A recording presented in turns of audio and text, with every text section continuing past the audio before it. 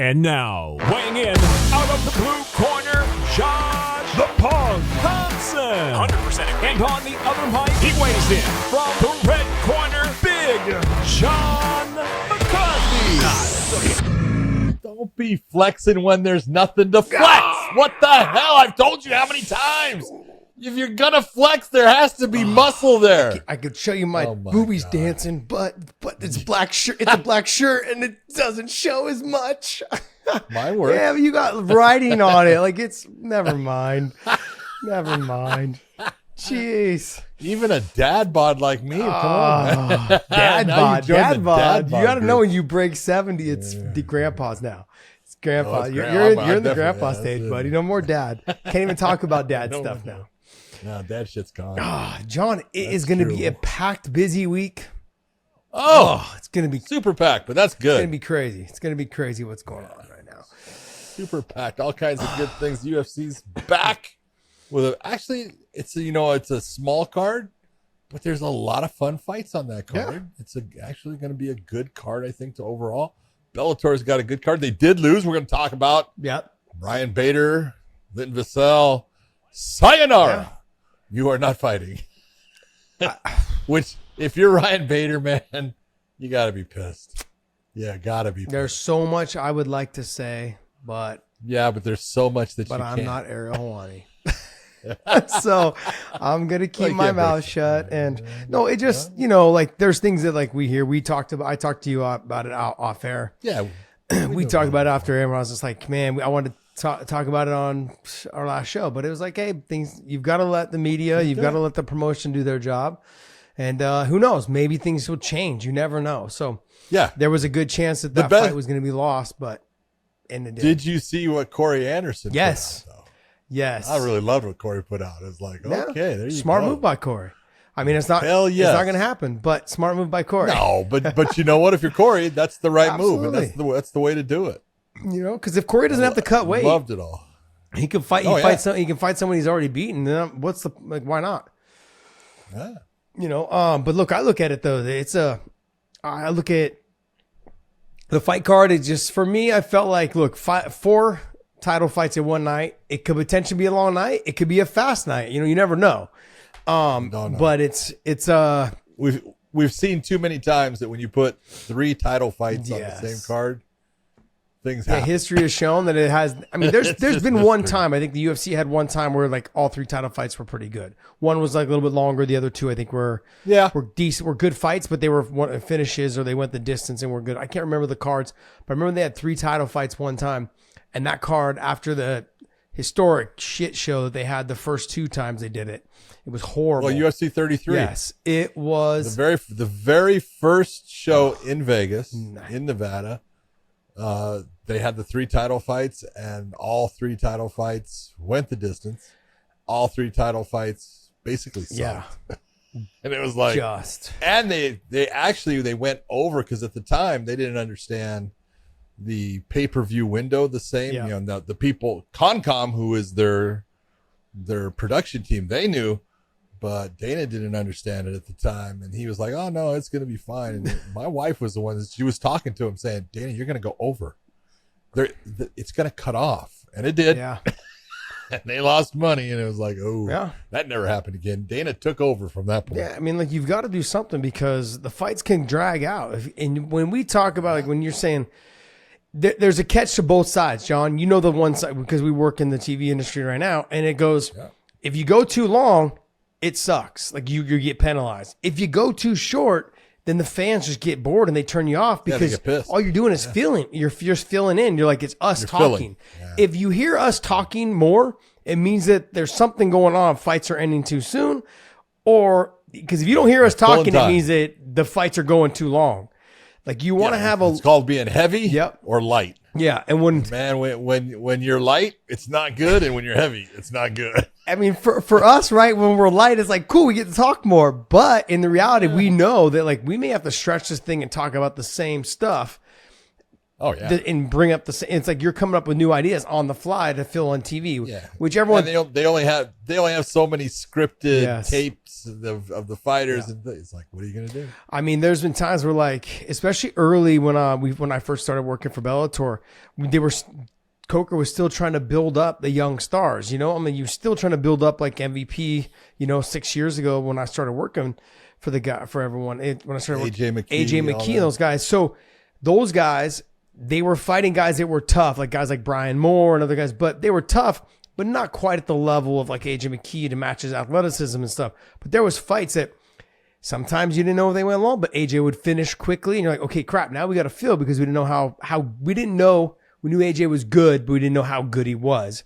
And then we started seeing, wow, he's really good. Wait, he's getting a lot better. You know, and you see what he did with Patricio the first fight. No one expected that. Nobody. And then you see the second fight, and you're like, all right, we didn't expect that either. We were expecting a lot different. So you just don't know with fights. As much as we want to sit here and predict what we think is going to happen, you just never know. So, but speaking of fights, man, we got a lot of top level fights coming up this weekend, though, for Bellator this weekend, and UFC's got a couple barn burners as well. You know, I'm a big Bobby Green fan, as most people know. I fought him. I didn't have a chance to train with him, but there was chances of us training together at one point, and that got squashed. I could tell you guys the backstory on that.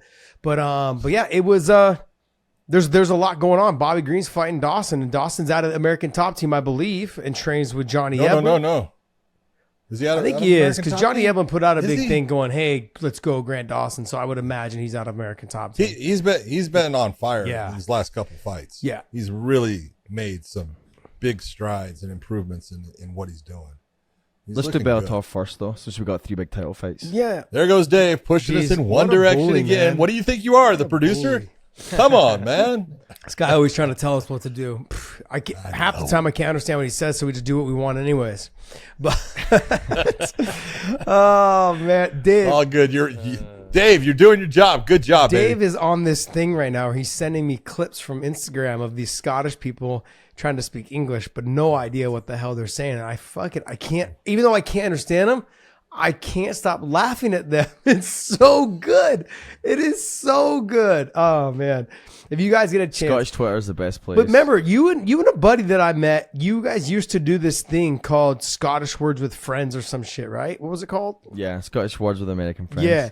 And so like go ahead, give me a couple of examples of that real quick there, Dave. Yeah, so we'd set up like a camera, and like mainly it was a lot of times in San Francisco. Set up a camera. We'd set up a camera and like somewhere in San Francisco where there's a lot of traffic coming through, and then we'd stop people in the street and we'd ask them to guess what a Scottish slang word meant. And so we'd give them the word, and then they'd have to guess what the word meant, like what they would think it would kind of sounds like it might mean. So John, give me an example. So John, if you were to hear the word tadger, what would you think a tadger is? What I think a tadger is? A tadger is a guy that paints shit on the side. He's a tagger that actually wears a tiger outfit while he does it. That's a tadger. Wow, that was pretty good. Josh, what about you? Very creative. Someone who takes it in the bum. Damn! I'm just giving him the tag. Tadger. I went from painting a building to taking it in the ass. Hey, buddy. Wow. I bet you I'm closer than you are. A tadger is a dick, basically. Yeah, as I said, someone who takes it in the bum. Right. Yeah, someone who takes it in the bum with the, with the dick. A tadger. Never heard of that. I've never heard of it. So that's what we do. We'd put it together, a compilation, and then we'd put it on, and it got pretty popular for a bit, and then just sometimes friendships don't work out. Oh no! Someone got hurt feelings. Feelers got in the way.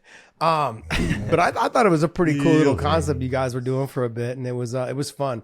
I mean, like, it sounds better like when those guys that have the strong Scottish accents, like when I was watching that guy on the roof, and I didn't understand anything except for a fuck and bastard or whatever he said. But then you said, he said, put my foot here. And he said, fet means foot. I'm like, well, no, it doesn't. I don't know what fet means, but it sure the hell doesn't mean foot. But anyways, but good stuff, man. Good stuff. It was hilarious. All right, like, we're going to jump right into Bellator 300. coming to San Diego this weekend. You got Usman Nurmagomedov versus Brent Primus. But before we get started on that, hit the subscribe button, guys. Subscribe to us. It means a lot to us. You guys hit that subscribe button, hit the little bell, get our notifications. And we want to thank you for always continuing to support us. John and I, we do appreciate it. I know I talk fast and I rumble through this as fast as I can so we can get to the fights because I'm a nerd when it comes to fight talk. But I think it comes down to I have to slow it down a little bit and say, as a listener, as someone that does the podcast and all of our listeners, we do appreciate you. We do support. We do love that you support us, and we were very thankful. And I've noticed that a lot of people have been buying some of our merch. So go to WayneandMerch.com, and I've seen some people posting or sending me pictures also through my Instagram, my Facebook, and I want to thank you guys for continuing to support us in that area as well. Thank you guys so much. It means a lot to us, and John, let's go ahead and jump right into this Bellator 300 landmark. It's a landmark for Bellator. Bellator 300 in San Diego. 300, man. We passed that. The Weighing In podcast passed 300 100 shows ago. Yeah. We're so far ahead of them. Geez. Nah, but look, this is a hell of an event in San Diego. You got to look at it. I love the fact when they put this fight, the Usman Nurmagomedov versus Brent Primus, as the main event. They had the heavyweight championship. Now that got lost and everything, but this was the right one because it's part of the lightweight tournament. It is for the lightweight championship. And man, I'll tell you what, this is, was I hearing something? Did you hear something? No. No, I heard something. Okay. So this is the fight that you look at. What it the should hell? be the main event. I don't know. All of a sudden I had like I was getting a phone call in my head. Pretty fucking weird. That's the marbles ringing around in there, buddy. Like there's only like 3 or 4. You probably turned your head left to right a little too fast, and that shit just started clinging together. Those 3 or 4 hit each other the right way, man. It's making music. You know when you get those 2 balls in your hands and you circle them around, they make that noise. Those little metal balls. That's probably what just happened right there. I hate that. So, anyways, this is a great fight. It's a great matchup. You're talking a striker versus a grappler, but Usman is much more than just a striker. He's got fantastic wrestling. Primus has been the champion. He's a guy that's got fantastic submissions. If there's one weakness, if you were going to look at Usman and say, where would you say he would be the weakest? In my opinion, it would be in the submission game. His wrestling is damn good. His striking is freaking top notch. He is so good in the striking. And I think that's going to be one of the things I believe Brent Primus is going to look at it and say, I can strike with him until he does. Yeah. And I think that's going to be him looking for that takedown, and it's not going to come easy against Usman. Yeah, Usman, look, he's really good on the ground. But if there was one area where I said, look, if Brent Primus has the advantage, it would be in the grappling department. But in the submission game, not in the wrestling department. Yes. Usman, even though he was not known for his wrestling when he first came to AKA, and don't get me wrong, him and his brother Umar have always had good wrestling. They just chose to keep the distance with their long style of stand-up, the Taekwondo style, side kicks, long jab, right, left, straight lefts. The way that they fight, it keeps people at range. It's kind of like you said, those Taekwondo style kicks that are snappy that make you think, oh, there's nothing on those. And all of a sudden you get hit by one, ask Benson Henderson. And then next thing you know, you're on your butt going, shit, how did I end up here? And Usman's on your back choking you out. There's those type of things can happen so fast when you're dealing with somebody who is as fast as Usman. And training with him or being around him, watching him spar, the speed will be the biggest difference in this fight. It will be on the feet. It will be like target practice. And I don't have anything, I can't say anything bad about Brent Primus. Just a lot of people will tell you, and if you watch his fight, he is not the fastest fighter in the world. But when he lands, he does cause damage. He's got heavy hands. Okay. He's got heavy leg kicks. And Usman has more of that wider stance when he is kickboxing. So that's where I could see the kicks playing a factor. But Usman will switch left to right to minimize how much damage he takes on the leg. So, John, on the feet, I'm definitely going with Usman. There's just no doubt about it. And in the wrestling department, I'm definitely going with Usman. There's no doubt about that. Yeah. The physical strength, I know that Brent Primus is fat. I know he's strong. But I just look at the way he utilizes his strength versus how Usman utilizes his strength.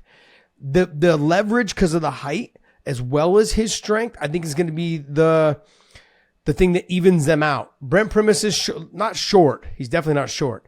but he's not as tall as Usman. On top of that, the leverage of the length and the limbs of Usman, I think it's going to give him a little bit more of a strength advantage over Brent Primus. And not many people would say that, because if you see Brent Primus, he's built like a goddamn bodybuilder. He's fucking sculpted and just shredded and built like a brick. Yeah, I'm like, I have no idea. The first time I ever saw him, I was like, how in the hell do you make 155? There's just no way. I couldn't believe it. Yeah. And I said the same thing with Usman, because he's 6'1", 6'1", 6'2", I'm like, how in the hell do you make 155, you guys? Cut your limbs off. It's crazy. But the one weakness that I would say with Usman, I have to give it, I wouldn't even say it's a weakness. I just give Brent Primus the advantage. But as well as I know, what is Brent Primus's downfall when it comes to fighting guys on the ground? Go ahead, John. Say it. He goes after the same thing multiple times and doesn't switch it up. And that's where he could end up getting in a position where he just gets into that flow of he thinks he can get after. Once you've seen, it's like anything. When you roll, it's when someone catches you is when you don't know it's coming, or you don't understand how they do it, how they apply it. Then all of a sudden they catch you and you go, how the fuck did you do that? And then it's a matter of, all right, you may get me again with it, but then after you get me again with it, you're not going to get me again with it, because I know how you set it up. I know where you're going. That you're not that chess move ahead. And that's where Brent is he has so much confidence in his submission game that he thinks that I can just continue to go after it and do the same submission. No, once they've stopped it and once they've shown, okay, I see what you're doing, it's much harder to get that submission. He needs to switch it up. Especially as the fight goes on and you become sweatier. As the sweat kind of starts building up and things get a little bit slippery, like it just becomes harder and harder to get those type of submissions that he's trying to get to. He likes the omoplata, the gogoplata. He likes to attack that high guard triangle, almost the Eddie Bravo style stuff, which is good when you're dry. In that first round, maybe even early in the second, but it also tires your legs out. Makes you exhausted. All of that, man, stuff that is a tiring attack. I love Eddie's stuff, and I'm not saying anything, but I can go through 100 fight with guys that are 10th planet, that you watch them going after people, they can't get the submission, and all of a sudden they're exhausted based upon how much effort goes into those things and the use of your legs. So, it's a great system, but you got to apply it and make it work, or you end up getting tired. Well, Brent Primus is going to have to understand that he can't afford to not just keep doing the same attacks and be on bottom. He's going to have to try to sweep or submit, and not just submit. He's going to have to try to sweep and get to the top position, either come underneath, or he's going to have to try to just get back to his feet. He can't afford to keep trying to chase those omoplatas, gogoplatas, the arm bars, and the triangles from his back, from inside the guard. Well, that's where I'm afraid and concerned he's going to have problems with, because Usman has seen it all from that position. He has seen it all from that guard position. Anytime you're inside someone's full guard, literally, if you start putting your legs up and I put your back to the fence and your neck to the fence, and I put my head to the fence, I just got rid of the arm bars, because you need to throw the leg over my head to get to the arm bar. I pretty much got rid of the triangle because I can use the fence with my forehead to keep my head leveraged up, so you can't pull me forward into it. So now I can use that to leverage myself back up. And if you try hitting the gogoplata, omoplatas, I'm already kind of with my forehead against the fence. Now you're having to elevate your hips too much. Right through I can just kind of stand up and push off the fence and create my third leg almost. Now I'm using the fence is almost as if I'm using it to scrape you off. Balance point. Exactly. Yeah. And so there's just so many things that go into it. And I wish he could see it, because I've seen him lose 2 fights doing that. He chased after the submission, and that's where he ended up coming up short. But I will give both guys this. Both are coming off probably the best performances of their career as far as the way they perform. Because Usman was Benson Henderson, and you look at, as a young fighter going up against a veteran like that, a guy that's, had these titles and has fought everyone, there is this is a big fight for me. And man, he just went through him like it was nothing. And then Primus against Barnawi, that was a fantastic performance by Brent Primus, because they were back and forth and he just never stopped. He got hurt in it, but kept going, really showed a ton of heart, showed everything that it made him the champion.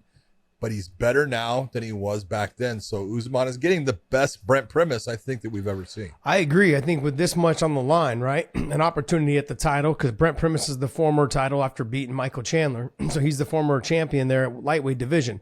Getting the chance and opportunity to win that title back, and then coming off that great performance, that back and forth battle with Barnaoui, and just digging deep. Having to dig deep like that gives you that confidence going into your next fight. Like, there's nothing you can do in a 5-round fight that I haven't just went through last fight. Yep. And so the thing that scares me a little bit with Usman is that a lot of the times he's made it look easy because he's that damn good. You know, and so when you end up having to bite down on the mouthpiece and have to grit through it, I know he can. I'm not even worried about that. I know he can. But it's just different when you're under the bright lights. I want you to think about this. Think about this statement, okay? Because you know Javier Mendez very well. Yes. And he's like a father to I've me. known Javier forever. He's a fucking phenomenal guy. Javier Mendez has been the coach for a lot of great mixed martial artists. And if I start going down the list, It's crazy. It's incredible. He said that Usman Nurmagomedov is the most talented fighter he's ever won. That's a hell of a compliment. Yeah, when I would say probably, Especially when he's still got Islam there too. yeah, but when I look at athleticism, I look at Usman and Umar as those two guys. Their athletic ability, their ability to, their ability to think on the fly, to make adjustments, all of those things. Now I don't think he's ever going to find someone more mentally strong than Khabib.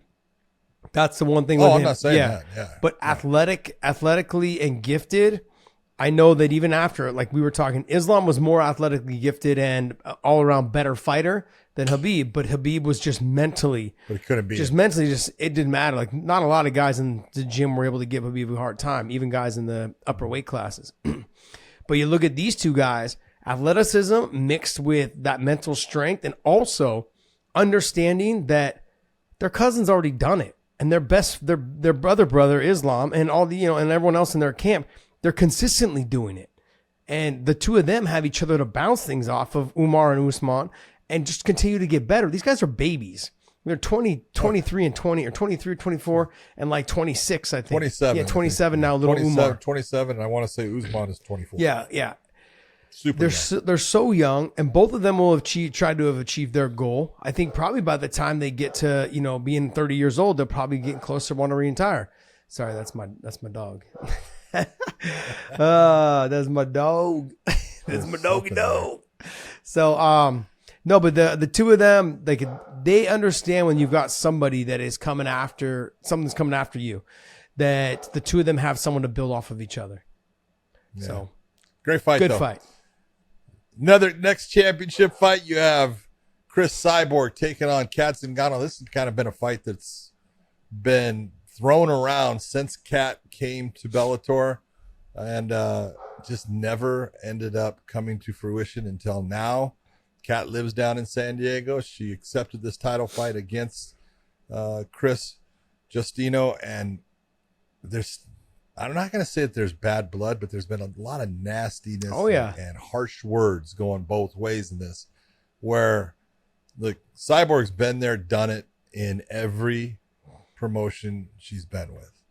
Cat has come that close, but has never touched that pinnacle. This is her chance. This is her last chance, I would say, honestly. So does she get it done? Look, I look back at when Kat fought Ronda Rousey. Just didn't fight a smart fight. It just came out. It was only 14 I know, that's what I'm saying. So but here's the thing. If you're fighting someone like her, what is your strength? Your strength is wrestling.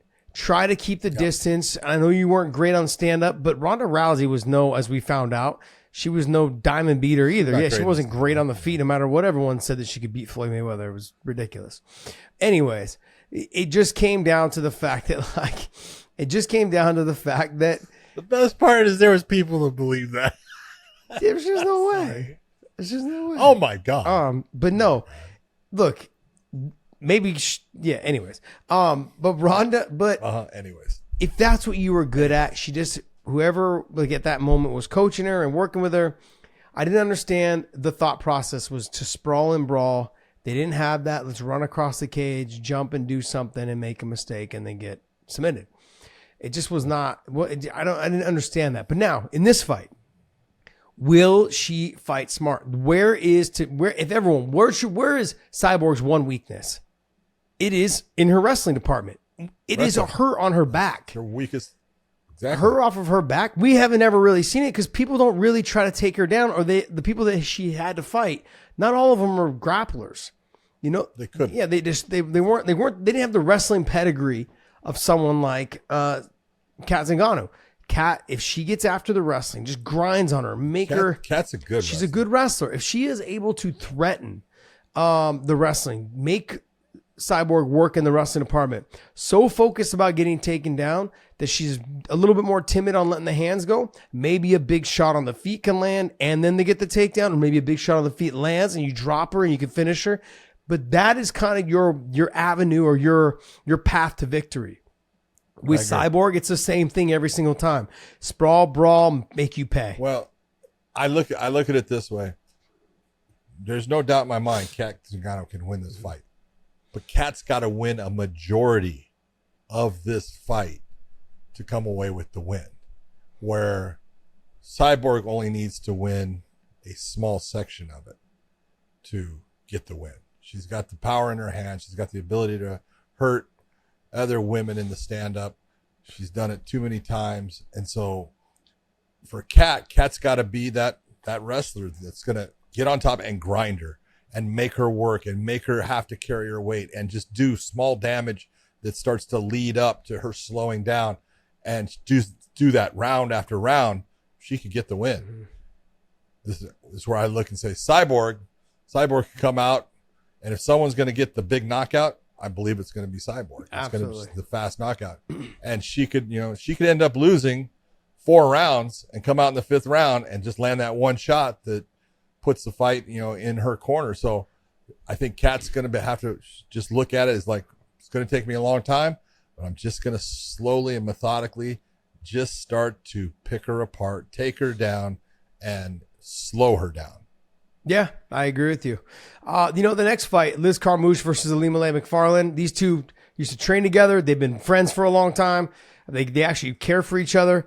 I'm interested to see, because when I look back at the guys that I've trained with, and mainly just being Gilbert Melendez, the guys that I've trained with and guys that I've fought, which was Gil, and there was other guys that I trained with and eventually fought, but like in small circuits before I even got to the UFC, it seemed like almost like the feeling out process was gone.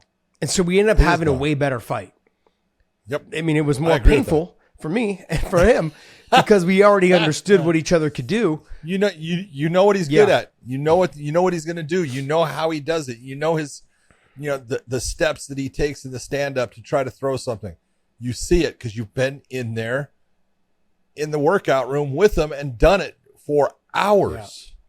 It's not like a 15-minute fight. It's been hours that you spent doing things with them, and you get that feel for him. And it can definitely open up to fight. Here's my one question is, like, Liz Carmouche can be a killer. She's physically gifted as far as her strength. She's super strong, everything. Ilima-Lei's got that. She's a sweetheart. Yeah. I don't know if she can actually go after her friend. I can see Liz going after Ilima-Lei. I really could. And I'm not saying Ilima-Lei, she's going to give it everything she has. But she's such a nice person. She cares about people so much. She's always thinking about, I want to see Ilima-Lei go after Liz. When she does, I'm going to say, okay, she's there. This is where I think I would normally agree with you, but in the fact that they've trained together so much, they know each other so well, I think it would. But it's been a while since they. That's trained. true, but I think that it would. I think that these two have probably had a conversation that if you don't give me your all, I'll be more upset at you. Like, I want the best out of you, because I think Liz is like, look, I want to know that I beat the new version of you, not the one that I used to train with. And the one that not the one that I was used to. The one I was used to. I want to know that I got the best. I got the best one that came that night, not the one that was just that maybe I used to be in the gym or before. I want the new one. I want the best one I can get my hands on and bring it to me and show me. Like, I'll know. And that's the thing. That's friends will know. Oh yeah, you'll know. You'll know. Yep. And so absolutely, there's not a doubt about it. Yeah, and this, all 3 fights are 5 rounds. So look, I'm not going to get into too much of the prelims, but there are a couple that I want to mention down here. Let me throw these. Which let one? me throw these glasses. Stop right there. Don't move it, which Dave. one. Don't move. Well, there's one that you're not going to talk about that I have. Well, I'm going to talk about because we watched him in Ireland have a fantastic fight. Dmitry Hrutsenko from the Ukraine. He is fun to watch on the feet, and he's going against Justin Montalvo. Justin Montalvo, we have seen him time and time again put on great fights. He got beat in his last fight against Archie Colgan. It's his first loss, but he went out there and man, he went out on a shield. He decided, well, either I'm going to knock you out or you're going to knock me out. That's what happened. But man, the kid goes to the body well. Hrutsenko is going to be there for him to, take those shots in the stand-up. Both of them have about the same grappling. I would say Dmitry might be a little bit better as far as his takedowns and stuff. Justin might be a little bit better on the ground, but that's a great matchup. It's fun. Yeah, I would agree with you. And no loss in losing to Archie Colgan, who's just an absolute stud also. Bryce Meredith, runner-up at University of Wyoming, good wrestler, alumni wrestler, phenomenal wrestler, trains out of the lab. He's always good to keep watch on. Bobby Cerronio III, really explosive, good like Taekwondo style kickboxing mixed in with a little bit of grappling. Sarah McMahon and Leah McCourt. There's a couple fights on here. I'm wondering why they're down so far, but the only thing I can think of is that they've kind of scheduled this to, if it does run over, that you have a couple post slims and towards the end. So those last fights, I think when you get to like Sarah McMahon and Leah McCourt, this is really to see who's going to fight next in line for the title of the winner of the Cyborg fight and Kat Zingano. The Kai Kamaka and Henry Corrales fight should be a stand-up battle. Huge stand-up battle. Great fight. But for me, the best fight on the card that's on this undercard here, for me, is the Romero Cotton versus Grant Neal. I can't wait to see that fight. The two of them should be able to get after it. Like, I know there's a lot of bias there, but I like both of them though. You go ahead and tell I like both of them. I used to train with Romero. I used to work with him on the pads. I've trained with him at AK for a long, long time. Great guy, Grant Neal. I got a lot of love for that guy. He's always the nicest guy. Awesome. Super nice guy. Awesome. Every time, no matter where you go, he'll yell at you from across the casino to get your attention, to say what's up and say hi. I love to be around people who don't have the ego and have just that personality of, hey man, looking forward to, talking with you, chatting with you, whatever it is. He's definitely one of those guys. So who do you want to give some love to? I was going to say Romero Cotton and Grant Neal is a great fight, but I don't know if it's going to be happening. You got Davion Franklin, who's a monster from Jackson Winklejohn in New Mexico. He's fighting a guy named Slim Trebelsi. Slim is a dynamite wrestler. Now, Davion comes from a wrestling background. Davion's got the more power in the hands. Slim is super controlling on the ground, so it's going to be an interesting thing because we have seen Davion get tired. Can Slim get past the power and wear him out on the ground? I don't know if he can keep him there. Josh Hokic is a heavyweight. He's got a brother. I know. A bantamweight. But they couldn't be more opposite in terms of size. No. Oh my God. And so it's just funny, but he's making his debut. Good wrestler. Isaac is a quick bantamweight, and then there's Josh, the heavyweight. So keep an eye on him. He's the very first prelim of the night. Should be available on YouTube. I know Berkimov is really good. He's good, good fighter all the way around. He's coming off that one loss to Lorenz Larkin, nasty ass elbow. But man, he is fun to watch. He's a great fighter. But keep an eye on him as well. So that's going to wrap up our Bellator 300 talk. We didn't want to drag it out too much because everyone likes to get in the comments and say we're a little biased. We just talk about it too much. But look, this is a big milestone for Bellator.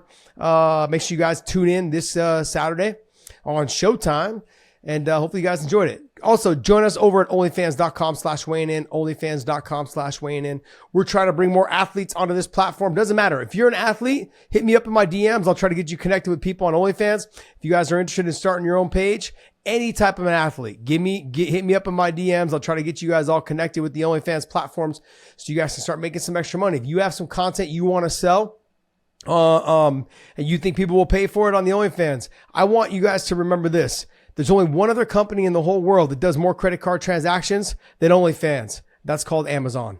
And you know how damn big they are. And so I'm letting you guys know, just because everyone has a stigma about being, schmut and all this other stuff. But guess what? People are on there spending money buying your guys' product. Whatever that product is, it could be techniques in boxing, it could be techniques in jiu-jitsu, it could be techniques in wrestling.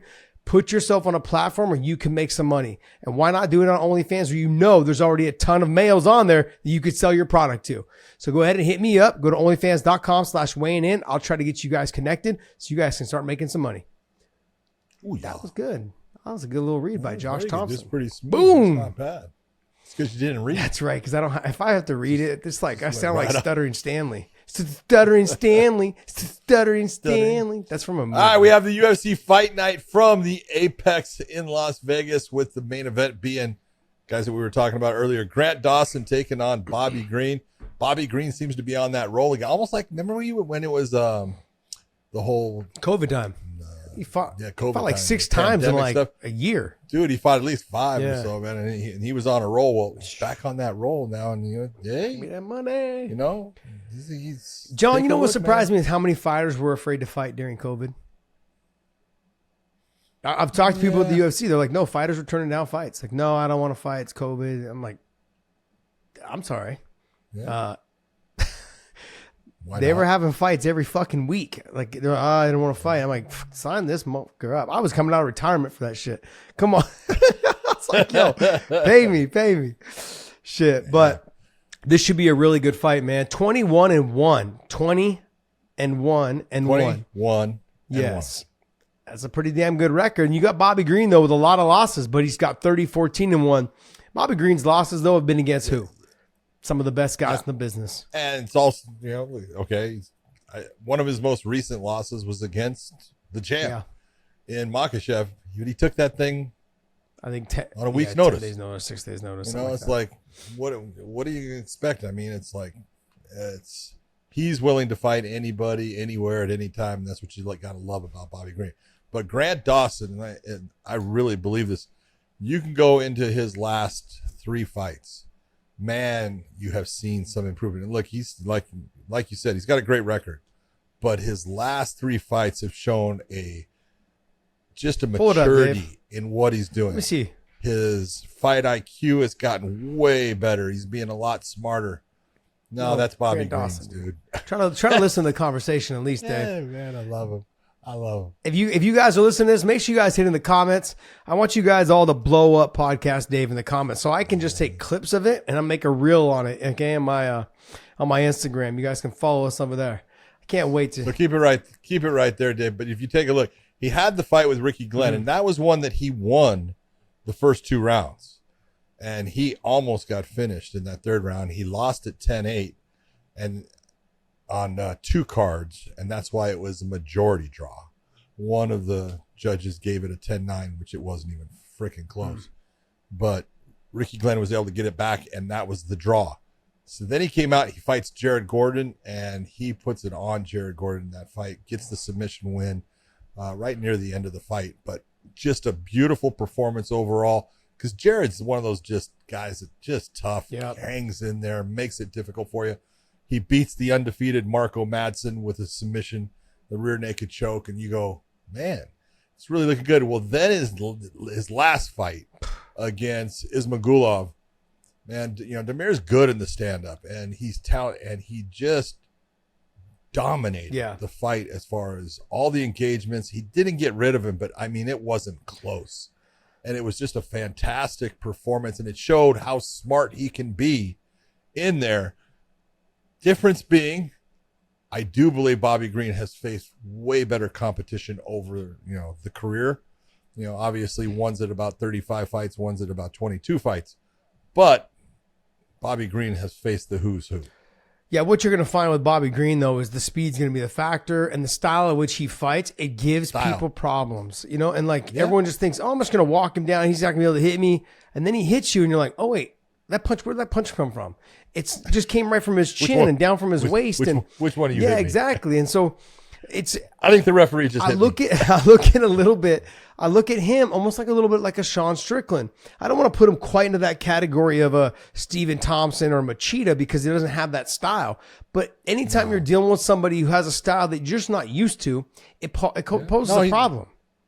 I think you're absolutely right because Strickland kind of uses a little bit of a shoulder roll as his way, but he squares off. Bobby doesn't square off really. Bobby he keeps himself bladed, but he's difficult to hit. Well, the reason why the reason why he keeps himself more bladed is because he knows that at that weight class there's a lot more wrestlers. If you snatch my single or you snatch on the single, I can start to give you the hip, try to give you the whizzer, and then start shoving your head down.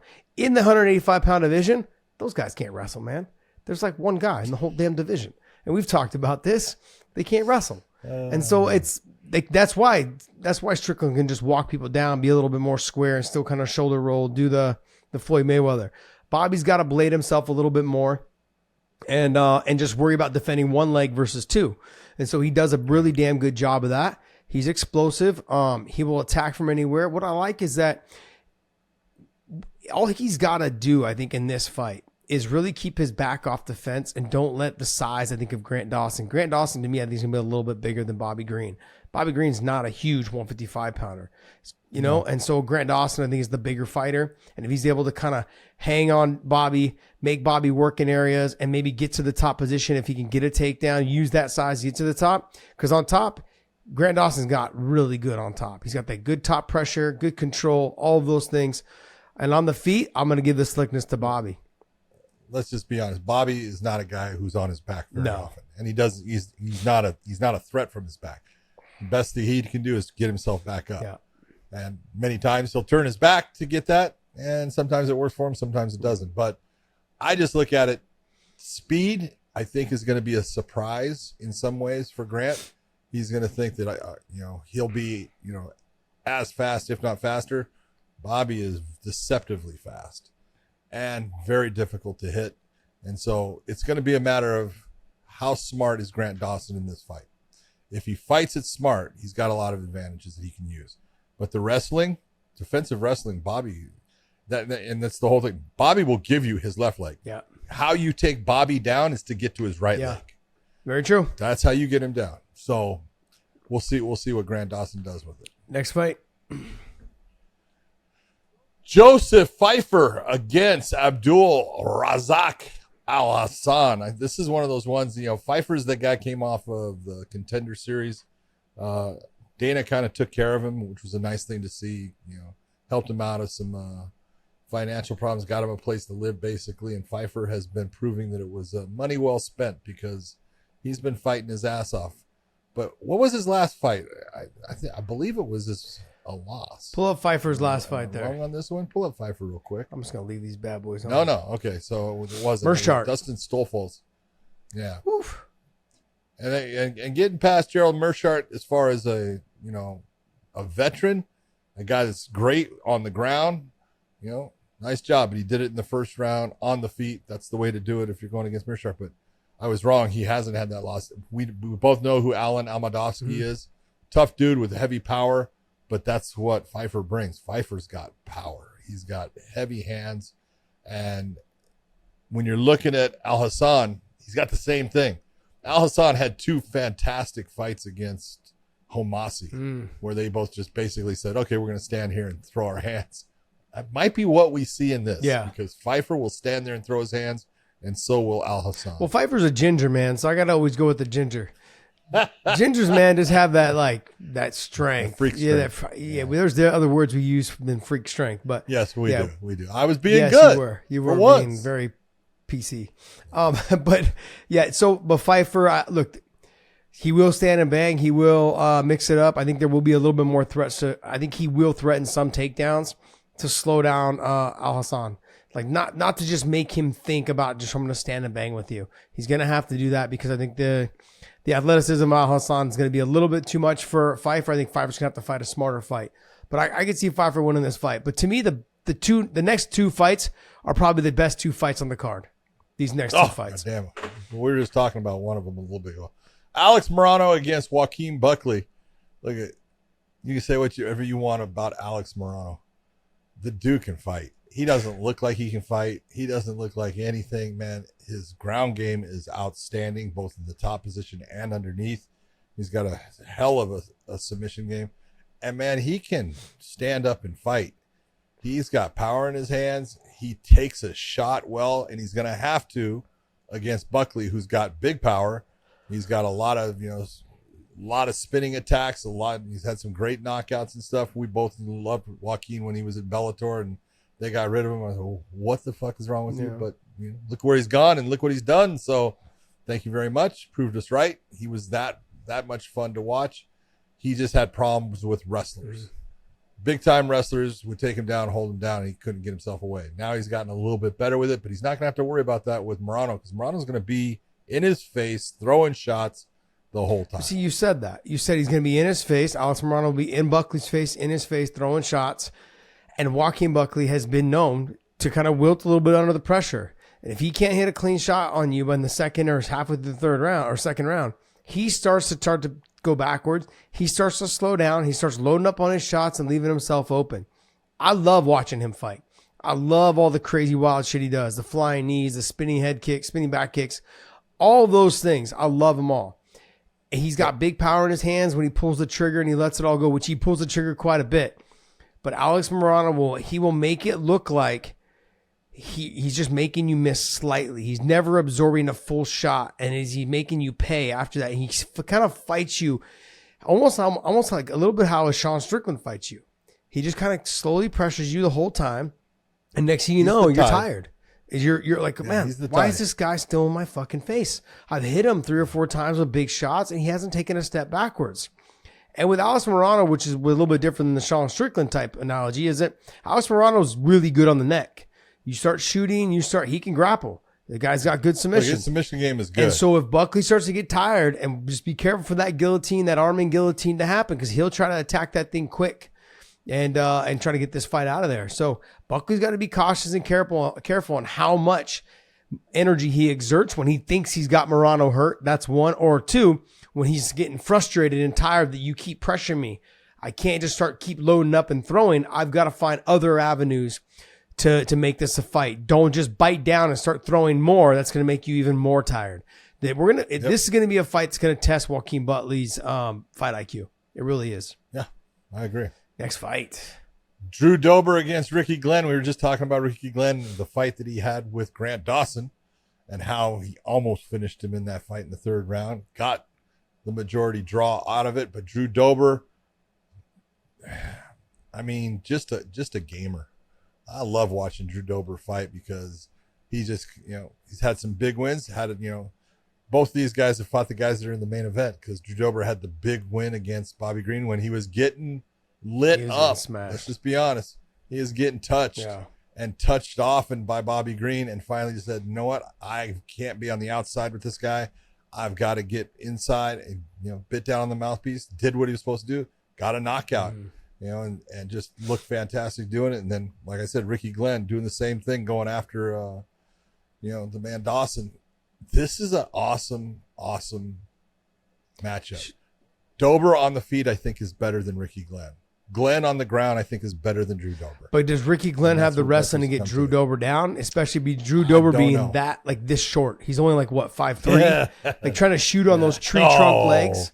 5'7". Yeah, maybe 5'6". I'll give you 5'6", buddy. Give you 5'6". Okay. But he's got those tree trunk legs. It looks like he's just got a trunk of his body. Like he's just a trunk. Like he goes chest, goes right to his hips, and then hips to just fucking massive legs. Huge legs. Yep. And he's got a big ass. He's got a big ass. So that's a little like a big hammer, right? Just easier to kind of whizzer and give you the hips and, and kind of hammer you down. And so Ricky Glenn's got his hands full with trying to get this fight to the ground. He does. So, but that's a fun fight. Yeah, I agree. Next fight. Philippe Lins going against Ian Cutelaba. Philippe Lins has really come on his own as the light heavyweight with the UFC. He had a couple tough fights, but he's got a couple of big wins. He's been utilizing his range a lot better, picking his spots instead of just throwing, crazy windmill shots. He's been very smart. He's gotten some nice wins. Cutelaba, we know he's going to come out and he's going to try to hunt you down, grab a hold of you, throw you on the ground, and punch you into the canvas. If he can do that against Lins, he's going to get the win. If he can't and it stays on the feet for a while, look for Philippe Lins to do good work against Cutelaba, because technically, as far as the technician, He's the better technique. Yeah, but I think with Cutelaba, he's going to be able to pressure him so much. It's going to take Lynn's out of that being a technician, and he's going to end up having a bite down on his mouthpiece and just exchange. And the two of them are going to end up exchanging the center of the cage until someone goes down. And if someone does start to go wobbled out, then look for Cutelaba maybe to take this fight to the ground, get to the top position, and dominate. Whereas Lynn's if he gets to the top position against him, look out. Yeah. Next fight, though, to me is a good fight. Yeah. Oh, that's a great fight. Alexander Hernandez against Bill Algeo. Bill Algeo is just a dog of a fighter. Hernandez has got everything when you're looking at someone, fast, athletic, strong. He's one of those guys that you look and go, how the hell do you beat that guy? And Algeo's got to get into that. I just need to really start to frustrate him in this fight. Everything I do, make him think, damn. And you'll see Hernandez start to tail off with that. Mentally, I think he gets frustrated when things aren't going his way with fights. Where Algeo, we've seen, Algeo is super mentally strong, tough, just keeps on grinding, knowing what he's got to do and how he's got to get there. So athleticism, it's on Hernandez's side. Fight IQ, I'm going Bill Algeo. This is one way to look at it. What do coaches normally say about people that are young kids? I would rather have the kid with the work ethic. Kid with the work ethic versus the kid with all the talent. Because those kids with all the talent have a tendency to do what I think what Hernandez does. Not work hard. I think he works hard. I think what it is, though. Oh, no, I'm not talking about Alex Hernandez. I'm saying the whole thing is kids with talent sometimes they don't work hard, but also, too, when things don't go their way, they get frustrated at themselves thinking that they're better than they are. But because they don't work on what they're doing, they don't know how to handle those type of situations. They think their talent's going to get them through that. I've trained young kids in jiu-jitsu, wrestling, kickboxing, mainly in jiu-jitsu where they have learned. They get frustrated. They think they can just jump past someone's guard. No. That's why you hold the gi and you walk around their guard and misdirect their legs one way. Like you've got to walk them step by step. With Alex Hernandez, I think Algeo, what he's got to do is just walk him down, make him feel uncomfortable. And anytime someone has made him feel uncomfortable, he starts to mentally fold. And I'm not trying to take a knock at him. I think he's a fantastic fighter. He's super athletic. He's got good power in his hands. He can sprawl and brawl. He's got some good technique on the ground with the ground and pound. Like he's good. He's a very talented young man. But I feel like things maybe came a little easy for him when he first came into the UFC in the beginning. And he started biting off more than he can chew. And then, guys like Cerrone put him in his place. And then you started seeing like, oh, he just wasn't the same guy anymore. The confidence wasn't what it was. Confidence went away. That's right. Bill Algeo's got to put his back to the fence, make him feel uncomfortable, put him on his back foot, make him fight, having to cut angles, make him feel uncomfortable. And if he does that, you're going to see Hernandez start to kind of wilt a little bit under the pressure. Now, I'm not saying he's going to go away because he's still got the power in his hands, still have the athleticism. But I think that Algeo, this is his fight to lose if he fights a smart fight. Yeah. I agree with you. John, is there anything else on here you want to talk about? There's a couple. Let me just say that Kanako Murata is taking on Vanessa Dumopoulos, who is a fantastic grappler. She's fun to watch on the ground. She doesn't have the greatest record, but she is a dynamite grappler. And when she gets the fight to the ground, she really moves well. And if she can do that with Murata to get her to the ground, that should be a fun fight to watch. That's it. Keep an eye on the Mendoka and the Manis fight. Nate the Manis fight. It should be a fun fight. I'm not saying that it's going to be a barn burner, but I'm saying it should be a fun fight for people to watch. Yeah. All right, guys. Hey, that's going to wrap up our UFC talk. And Dave's got a little bit of news for us, and we're going to let Dave go ahead and just chime in. Hopefully he'll speak English this time around. Darren Till and Mike Perry have been going at it, and there's talk of a boxing match. What do you guys think about the potential of that? Sign me the fuck up. I will pay for that. I'll pay for that. You want to make it a pay-per-view? I'll pay for that fight. I'll pay for it. Is it bare knuckle? Is it boxing or is it just bare knuckle? No, it sounds like boxing. I listened to this interview with the two of them on. Darren Till was in the car. Mike Perry was in studio. This is great. I can't remember who the hell. And man, they had me cracking up. Darren Till was as honest as he could be throughout the interview, saying, hey, I want to fight you. And he goes, I think you're tailor made for bare knuckle boxing. We're not doing bare knuckle boxing.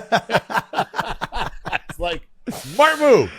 And he's right. I think Mike Perry he's that guy in bare knuckle that, man, he's going to be hard to get rid of if he doesn't do anything stupid on the outside.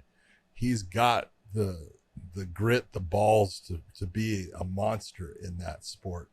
Darren Till, is in that position. He's been looking at boxing. He loves the stand-up game. He's been very good at it. Sometimes with Mike Perry, you just got to look and say, yeah, he can be beat. Boy, it's going to take a hell of an ass whooping to do it, though. In MMA, I was like, okay, Mike Perry. I just didn't like all the antics that came along with it. Maybe it's because I come from the sport, and I'm like, I came from a little bit younger, the older generation, where it was like, we didn't have a lot of money coming in at the time, and we just wanted to fucking fight to make some money. We weren't talking about trying to do this and do that, and not big. It wasn't big money, but and it just seemed like a little bit like a shtick that what he was doing. But then the reality set in. This is Mike Perry, and then I realized that, and I'm like, okay. And then when he left, I'm like, I wouldn't mind seeing him back in MMA. But then as I started thinking about it, this is perfect for him. Whether it's boxing and whether it's bare knuckle, these are perfect for him. Because remember the Dorito chip shit, that promotion that was around for a second. Sure, but he was perfect for that because it was boxing with MMA gloves. I thought it was amazing. We had a couple guys that were on there. Derek Campos was fantastic in that, and then Gertz was in that too. I think there was guys that I was like, man, you guys are more tailor made for this type of fighting. Your explosiveness, how fast you are with your hands. You guys throw everything with heat. You guys have got great cardio. You guys are perfect for this. Yeah. Mike Perry has made a thing with bare knuckle. I don't know if he should end up going to this. Now, I think if they did do this boxing match, I think you'd have to make some sort of stipulation that it'll be like with MMA gloves. It'd be more beneficial for both guys. It'd be more entertaining for us as fans. No. It'd be maybe more entertaining for us as fans, but it would not be more beneficial for both guys. Well, look, Darren Till's got a nice smile, so I get it. I understand. Mike Perry don't give two shits about his smile. You don't give two shits about your smile. But have you not noticed, if I follow Mike Perry on social, have you not noticed that he's got a good energy about him right now? He's great. I think he was in a spot when he left the UFC. It just wasn't the same, John. Oh, no. Look, I did his first fight in the UFC. And so, you go in the back and, you go into the locker room where he's at. Hey, and I tell him, hey, man, how you doing? I'm John. I'm going to be your referee. And he started exactly what you're saying. He starts talking. And the guy that he was going to fight was from South Korea. I had refereed him multiple times. The dude was a monster at 170 as far as the size. He looked like a light heavyweight. And he was good. And Mike Perry was telling me, he says, I'm telling you, I'm going to knock this motherfucker out. He just starts sitting right. I'm going, all right, that's all good stuff. Well, then as I walk out, I'm thinking, I'm not too sure about this dude. He doesn't seem like all the fucking floors are opening up on this. The elevator's not reaching the top. And then he went out and did exactly what he said. And I was like, well, he knows more than I do, man. And he was tough as hell. So, I mean, I do think that, though, he is exactly where he belongs now. And he's not going to make the money in MMA that he's making right now in bare knuckle boxing. Man, stick with that. Stick with it. It is made for you, and you are made for it. And man, recognize that. You had a great time with the UFC. Sayonara. That's you're going to be an average fighter there. Yeah. Here, you're a star. Yeah, this is true. It's true. Look, let's do this. Go to the news, Dave, on our text thread. And there's a Rodrigo, you actually sent it. It's the Rodrigo Fino Jimenez picture. There's a female on there, I believe, that had done bare knuckle boxing. And you can see the difference. And I can see why Darren Till doesn't want to be a bare knuckle boxer. You want to pull that picture up? Can you pull that picture up, Dave? Yeah, it's loading right now. Okay. Anyways, they do a before and after of her. Like you can see, look at that. Oh yeah. The teeth are out. Like this is insane. Like I think all this runs me back to Luke Rockhold. Oh, because yeah. Luke's got he's got a decent smile. He's, obviously kind of a good looking guy. But then after that, he had to have his teeth redone. I mean, look at this girl. That's Britain. And you look at people. Britain Hart. You look at people like Darren Till, and I can see there was an interview of Darren Till in the car the other day, and I saw clips of that. But that guy's got some pearly whites, man. He's got a beautiful smile. I have said it for the last 40 years of my life, because my dad was very, very big into saying, "Hey, don't play another man's game. If he's coming at you, with I used to arm wrestle in competitions, and back then they only did one side. It was right arm, really didn't do left. But you'd get the odd guy that would come up and say, I'll challenge you left-handed. So I win the tournament, and this guy goes, I'll challenge you left-handed. I was like, all right. My dad looked at me and goes, how fucking stupid are you? Like, it's true. Oops, made a mistake. Yeah. No. And that's what this is. Yeah. You've got to look and say, man, I know my lane. And bare knuckle, Eddie Alvarez said it perfectly. You got to be a dog, man. You want to do bare knuckle? Yeah. You may not be the greatest, technical fighter in the world, but if you got the dog in you, you can do a lot in that sport. And Luke Rockhold, flat out, can fight. I'm not going to take anything away from Luke. Luke was a hell of an MMA fighter. His stand-up is, fantastic, but his kicks were, his question mark kick is one of the best there is. His grappling game was fucking phenomenal.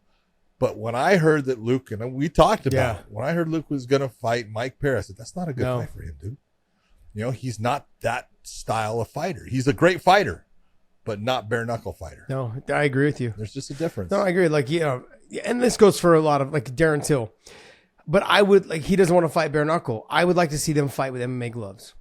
Maybe you get a little bit more poofier ones, whatever it is, like they do with the Dorito chip thing. But I mean, I have no interest in watching two MMA guys fight with boxing gloves on where they can be so defensive and cover everything up. No, I want to see things come through. That's why what ONE FC is doing. We talked about this on the last show. What ONE FC is doing with Muay Thai with MMA gloves. They even had a boxing match on that last card where they had a boxing match with MMA gloves. The shots land. There's more frequent shots that land. People get rocked more. It gets through the threads. It threads through between the guard. It comes around the guard. It just makes the fight a lot better of a fight for the viewers, not for the fighters, but for the viewers. No. But these are two guys that understand what it's like to fight with MMA gloves on already. So why would I want to watch them fight with boxing gloves on? Let me see you guys do MMA, or let me see you guys box, but with MMA gloves. If you guys want to get a little bit more of the poofier ones, the 6 ounce, remember the old combat sports ones they had with the big poofiness in the front? Let's go ahead and do those. Something along those lines, but I think that's kind of the way to go when you're talking about these two guys. What else you got for us, Dave? All right. One guy who has a fight coming up, Dillon Danis, recently posted a video training with Alex Pereira. So I want to get your thoughts on this change. This addition, I guess, this value add to his camp. I mean, we're 2 weeks away? Well, first off, let me just say this. I saw that and saw the whole thing of, sparring. Dillon Danis sparring against Alex. They weren't sparring. They were drilling. There's a big fucking difference. Okay? There's a huge difference between you sparring with somebody and you doing drills. That's all they were doing was drills. There was no sparring involved. So it's great that he's working with Alex. I'm not saying anything about it, but this is a matter of when you're looking at Dillon Danis, he's got this fight October 14th, supposedly against Logan Paul. If he falls out, Mike Perry's the one that's going to come in. But, he doesn't even have a trainer. Josh, how many fights did you have that you didn't have a trainer? Okay. Yeah. Yeah. I mean, he has nobody in his corner. He hasn't picked anybody in his corner right now. What do you mean you haven't picked anybody in your corner? What do you think this is? Yes, it's against a YouTuber in Logan Paul. Logan Paul is going to try to take your fucking head off for all of the stuff about his fiance and stuff. Come on. Now, I personally think that's all a good thing for Dillon. Hey, I want a guy that wants to take my head off. I want a guy that's going to be mad and angry because you don't fight well. He doesn't get any pay-per-view points, though. His dumb ass negotiated a contract with no pay-per-view points. Dumb fuck. He's done all the promotion on this thing. Exactly. He's done it all. I'm just wondering, like you heard Logan come out, not Logan, Jake. He's like, no, he doesn't get any pay-per-view points. He's getting a flat fee. Why? Well, why would you ever like especially the way the way you're active on social media? He's like the biggest heel on social media I think I've ever met. I mean, I can't think of another one. I mean, outside of like Connor, who's after he got money, he just became the biggest heel. Like he had no problem telling everyone to piss off. But Dillon, look, from the beginning, we knew this was a money grab. And the fact that Logan put in this stipulation where if you pull out, you owe me $100,000, I can sue you for whatever the promotion. Well, he's already sued. Logan and his little fiance are already suing Dillon all over the place for so stupid putting stuff out. They say, come on. I mean, where is it that you have a fight? I say it all the time, Josh, and it's the truth. You know, the best part about fighting is Dillon Danis can say whatever he wants. He can go and do all this stuff. At a certain date and time, I get to go in and punch him in the fucking mouth. And no one arrests me, and I get paid for it. That's a great fucking thing. And it's like, you're going to bring lawyers into this? So stupid. I don't understand the whole thing, but you know, I hope Dillon shows up for it. I still don't think he's going to. You know, but I hope he shows up for it. But I am concerned that, you know, this whole thing of, I'm traveling all around doing training in different places, and I don't have a trainer, and I don't have anybody that's in charge of my training. Come on. Yeah. You know where that leads. Doesn't make any sense. Doesn't make any sense. It leads to failure. What else you got for us? Hey, Dave, actually, the last thing that I sent you, actually, there was a thing on the commission thing that we wanted to talk about, but there was something I want to talk about. The last thing I sent you with the Oscar De La Hoya. Because we talked a little bit about the Canelo fight. Will you pull that up? Oscar De La Hoya is pleading with all the other promoters. We have to put the best fights together. We have to do this. I think he's right. No, he's right. Absolutely right. This is the problem, John, is that we have media who tends to say, hey, MMA, you have to do what boxing's doing and pay them more. But then look at what boxing is going through. Let's listen to this. He just showed up for a paycheck. Canelo, obviously, like I said, on quicksand, throwing bombs. He won easy. But anyway, look, if we want boxing to survive, if we want boxing to thrive, we need super fights, like all the time. Fighters must fight each other. We have to come together. Promoters, Eddie Hearn, Al Heyman, Bob Arum, whoever's out there, let's come together. I'm calling you out. Let's come together. Let's meet the power of the minds and come up with something, because boxing can die. I'm calling you all out. Let's do this. And plus, don't miss Zurdo Ramirez and Smith live on the Zone. There he goes. Now he's selling.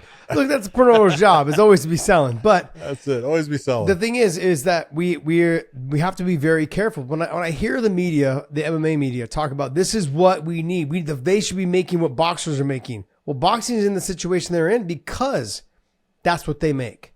So you've got to kind of split the difference on, do you want to have because if you looked at last week's card, right? The co-main and the fights before that, no one gave a shit about. And that goes for every boxing card. No one ever pays attention. You look in the arena, it's dead till the main event starts. When you go to a UFC event, or even like as of lately, you go to a Bellator event, the crowd's packed by like second, third, fourth prelim. You know, for Bellator, when we were just in Ireland, you got to figure. Say, okay, you had 21 fights. Jesus, 21 fights. By fight 2 or 3, it was fucking packed. It's packed. It was packed. You had 8,000, 9,000 people in there. You can't say you have that at boxing matches. They give zero fucks who's on the undercard. And until boxing starts spreading some of that money to the lower guys, or figuring out how to make it a little bit more appealing to the fans at home, I don't want to say it's gonna die. Okay, but these fighters are not, these promoters are not joining together like he's pleading, but he was one of the problems to begin with for a little bit. Absolutely. But think about this. You sit there and you say exactly what you're saying, and I agree with you. You're being honest. You go to a boxing event, and for the most part, usually around the co-main is when the crowd really starts to fill. This is true. But okay, so you're the promoter for that last event with Canelo against Charlo, and you had Ramos, I think, was fighting hell, I can't Luchin. Exactly. That's my point, John. You just proved my point. Thank you. No, you're right. But it's a $20 million gate. Yeah. Josh. $20 million gate. Do you know how much each one of those goddamn tickets are? Now, a lot of it is being bought by corporations and things like that are then handing them out. Excuse me. But $20 million, they don't give a shit what the undercard is. Yeah. I get what you're saying. I mean, that's a good. I get what you're saying, but like the fact that you're not building young talent to come up, and now we're basically just trying to advertise the fighters that have a 0 next to their name, and only in the heavyweight division can you get rid of the 0 and still have someone that's kind of marketable, and that's it. Only because there's a lack of options. That's it. Yeah. But when you get down, it's also the way he looks. What's that? It's also the way he looks. Well, I mean, no, but it could be Anthony Joshua. No, it could be anyone. There's other fighters in the heavyweight division. You've got Ortiz, even though not a lot of people will come to watch, but he will fight. He's still around for a reason though, because they have a lack of options. He makes for a tough fight. His fight with Wilder put him back on the map because he was beating Wilder until the last punch in the last round. That's why. But the heavyweight division is going to be a division that's always going to be that round. It's always going to be that way. But that's the heavyweight division. But boxing needs to. Oscar De La Hoya. I never thought I'd say this. Oscar De La Hoya is right. They need to come together and they need to have their fighters fight. But I also think that they can stop trying to just have their one fighter that they're putting all their time and effort into, and have a group of fighters, and stop caring so much whether they have a 1 next to their name or an O next to their name. As soon as they get rid of the O, but people forget about that boxer, and the promoters kind of forget about him also. And there's this long process to build them back up. No, let's see the second best guys fight each other. And then after that, let's see if that fighter now can go back up and fight for a title again. That is the problem with boxing, is that when your number one guy leaves, when number one guy loses, there's no one to take their place. And it takes you guys forever to build that person back up, of him fighting 10 to 15 more fights of no-name people who I've never heard of. And then we just keep telling me that these guys are the best. This guy's the best. I would rather see the guy who has the 1 or the 2 next to his name, like we get in MMA all the time, that fucking ends up winning a title. I want to see that guy fight. I want to see that guy who stylistically is a horrible matchup for this person, who's the champ, who's undefeated. I want to see those fights. And until these guys can start doing that, I don't want to say boxing's going to die, but it's not going to beat MMA. It's right now. It's behind MMA right now. It's behind. Think about how many MMA promotions there are that are significant, are doing decent, or doing well, right? UFC's doing the best, obviously, very profitable. The other promotions are doing okay. Doing the best? Yes, doing the best. Yeah, doing the best, doing the best out of boxing. Also, I think, so they're crushing it. I just think that he's on to something, but I just don't. I mean, they're gonna have to start building up their younger talent.